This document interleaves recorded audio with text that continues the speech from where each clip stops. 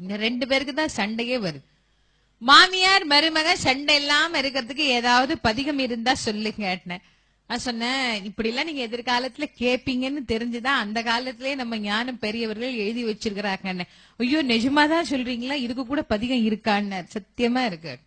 Abirami அந்தாதியில Abirami butter ஒரு அற்புதமான பதிகம் அருளி இருக்கிறார். 100 பாடல்கள்ல ஒரு பாடலுக்கும் ஒரு சிறப்பு உண்டு. அதுல ஒரு பாடல் மாமியார் மருமக சண்டை இல்லாம இருக்கிறதுக்குன்னு இந்த பாட்டு. அந்த பாட்டை நான் கேலண்டர்ல எழுதியிருக்கேன். யார் வீட்லயாவது படிக்கணும்னு ஆசைப்பட்டீங்கன்னா வாங்கிட்டு போய் முதல்ல சண்டை போடாம படிங்க. அத படிக்கிறதுக்கு முன்னாடி அதுல என்ன எழுதியிருக்கிறேன்னு படிச்சு பார்த்துட்டு அப்புறமா பதிகத்தை படிங்க. மாமியார் மருமகள் 2 உறவு. ஒரு மகனை பெற்று வளர்த்து இந்த மகன்தான் நமக்கு ஆதாரம் என்று நம்பிக்கொண்டிருப்பவள் தாய். தன்னுடைய தாய், தந்தை, உற்றார், உறவினர், சுற்றம், நட்பு, தோழிமார்கள், தான் படித்த படிப்பு, ஊர், தேசம் என்று அத்தனையும் அற்றுவிட்டு தாலி கட்டிய கணவனே கதி என்று நம்பி வருபவள் மனைவி. இதுல ஒரு கணவனுக்கு யார் மேல அதீதமான உரிமை உண்டுங்கிறதுலதான் பிரச்சனையே வருது இல்லையா? தன் கணவனை தான் கவனிக்க வேண்டும் என்கின்ற எண்ணத்தோடு வருபவள் மனைவி. அவளுக்கு வேலையே புருஷனை கவனிக்கிறது தான்.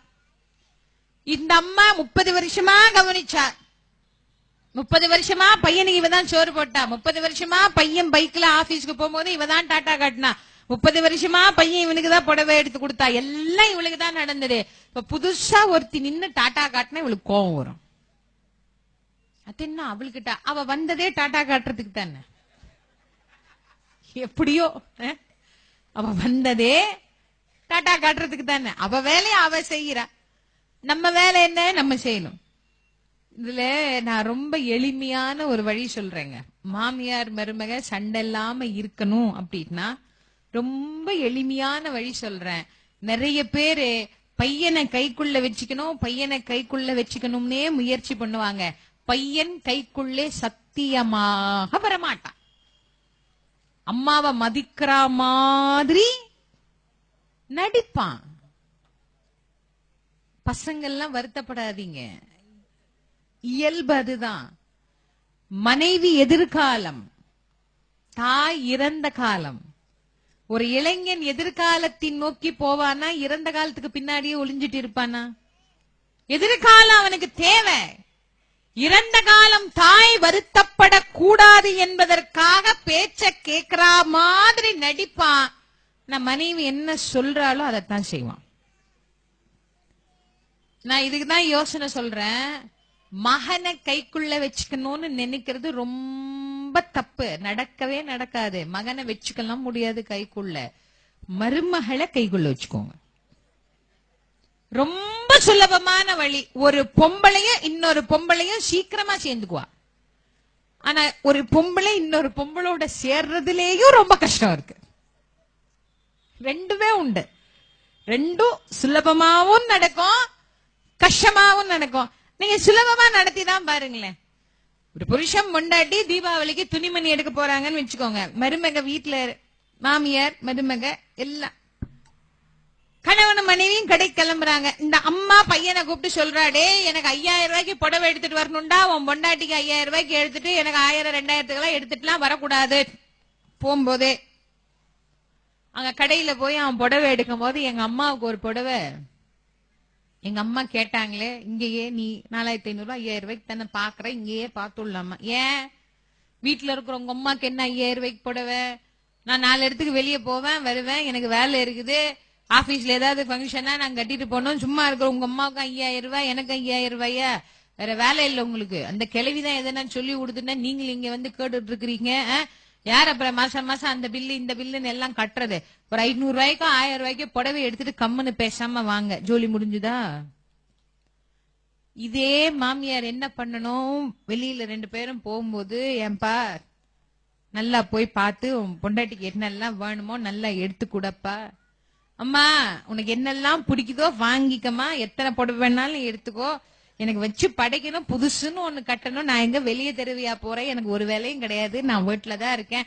நிறைய புடவை பீரோல சும்மா தான் தூங்குது. ஒரு 500 ரூபாய்க்கு 1000 ரூபாய்க்கு எனக்கு ஒரு புடவை எடுத்துட்டு வாமா, எனக்கு நிறைய எல்லாம் ஒண்ணும் வேண்டாம், நீ நல்லா சந்தோஷமா போயிட்டு வாமா பையனோட. என்ன அங்க போய் எங்க அம்மா புடவை எடுக்கணும் நாங்களே. ஆமா ஆமாங்க, அத்தைக்கு நம்ம தானங்க செய்யணும், நம்ம செய்யாம யார் செய்வா அத்தைக்கு. எனக்கு எடுக்கிற மாதிரியே அத்தைக்கு 5000 ரூபாய்க்கு எடுங்க. இல்லையா அம்மா 1000, அவங்க பெரியவங்க அப்படிதான் சொல்லுவாங்க, அதுக்காக நம்ம அப்படியே அவங்கள வச்சுக்க முடியும். நீங்க வேற சும்மா இருங்க, நானே எடுக்கிறேன், அத்தைக்கு இந்த கலர் தான் பிடிக்கும்னு எடுத்துட்டு வருவா.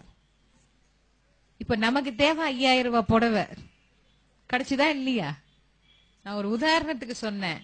யாரை எங்கே எப்படி பிடித்தால் நம் வாழ்க்கை எளிதாக நகரும் என்கின்ற வாழ்வியல் சூட்சமத்தை உணர்ந்து கொள்ளுங்க. மருமகள், அவளுக்கு பேரே மருமகள், மகனை மருவிய மகள். ஒரு மருமகள் என்பவள் அந்த குடும்பத்தினுடைய ஆணிவேர். தன் மகனின் முழு மகிழ்ச்சிக்கும் காரணமானவள் அவளே. அவளை நம்ம மகிழ்ச்சியா வச்சுக்கிறதுல ஒன்னும் குறைஞ்சிட மாட்டோம்.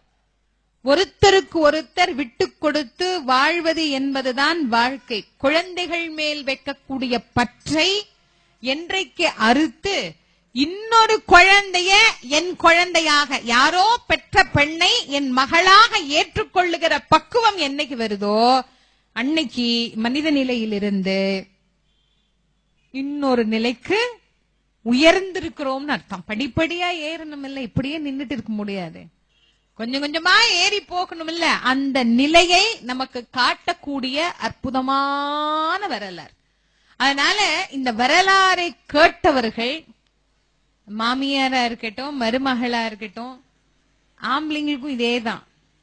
குழந்தை அவங்க ரொம்ப தெளிவா இருப்பாங்க. ஆண்கள் எப்பவுமே பசங்களா இருந்தாலும் பொண்ணுங்களா இருந்தாலும் வளர்க்கிற போது அவங்க தெளிவா வளர்ப்பாங்க. இதுல குழப்பத்திலேயே வளர்க்கறது யாருன்னா நம்ம தான்.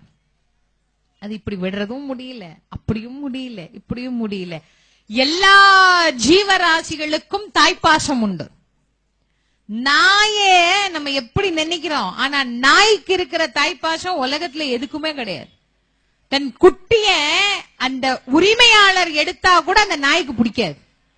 குட்டியில அப்படி பாதுகாத்தது. ஒரு நிலை வந்த உடனே என்ன பண்ணுச்சு, பக்கத்துல சேர்க்காது, விரட்டி விட்டுடும் குட்டியை. ஏன், உன்னை நீ காப்பாற்றி கொள்ள என் பின்னே ஒளிந்து கொள்ளாதேனார். உலகத்தில் இருக்கிற எல்லா ஜீவராசிகளும் தான் குழந்தை மேல வைக்கிற பற்றை துறந்து தான் வாழ்கிறதே.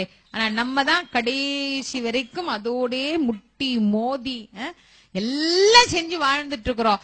என்னைக்கு இந்த நிலையிலிருந்து இன்னொரு நிலைக்கு நாம் மாறுகிறோமோ அன்றைக்கு நம்முடைய பக்தி இதிலிருந்து ஒரு படி உயர்ந்த நிலையை நமக்கு அடைந்து இருக்கிறது அப்படின்னு நாம் உணர்ந்து கொள்ளலாம். 2வது தினத்திலே மிக உயர்ந்த